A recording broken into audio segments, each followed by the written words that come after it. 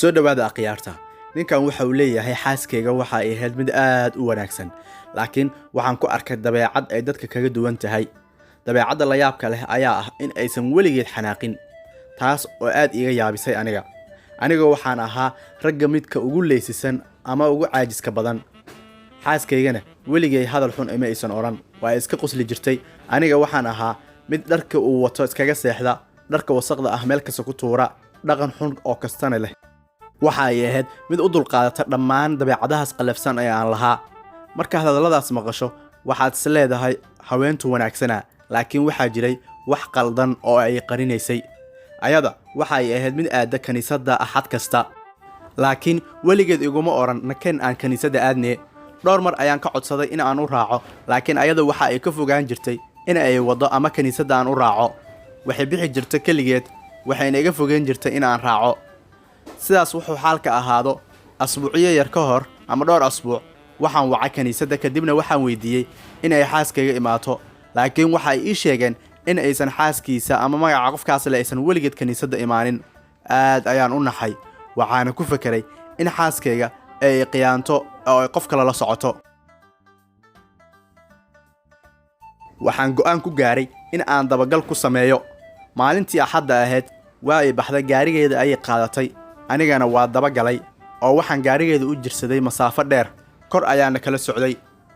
waxa ay socotaba waxa ay ka baxday magaalada oo waxay aaday magaalada bannaankeeda.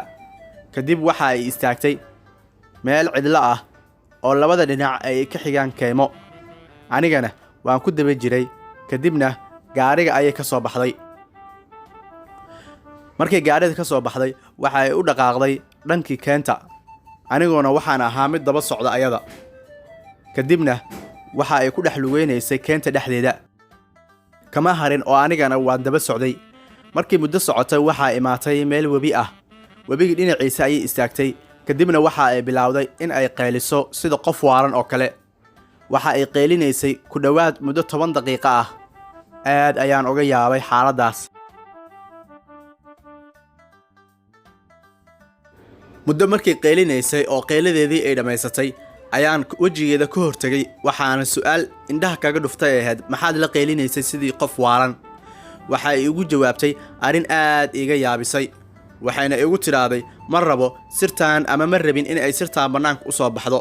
anigu waan xanaaqaa, weliba saa'id adiga iyo carruurtaada, mana rabin inaan idin tuso dhinacayga xun ama wejigayga xun.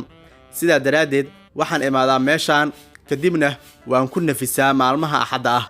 meeshaan cidna ma joogto oo cid ogaanayso sirteeda ma laha. anigana waxaan ku dareemaa meeshaan nafis aad u fara badan. waxaan qayliyaa muddo daqiiqada ah, taasoo iga caawinayso in aan dogo oo caradiina iga baabaado. laabta ayaan geliyey, waxaan aad ugu farxay dareenka ay qarinaysay. waxaan u sheegay in aysan ahayn inay mar damba qariso dareenkeeda. jaceylku waa in dareemaha qofka kaleeto qofka uu jecel yahay uu u caddeeyo xumaan iyo samaanba. sidaa daraaddeed ha igala xishoonin, aad ayaana kuu jecelahay. halkaas ayuu xiriirkoodiina ku sii socday.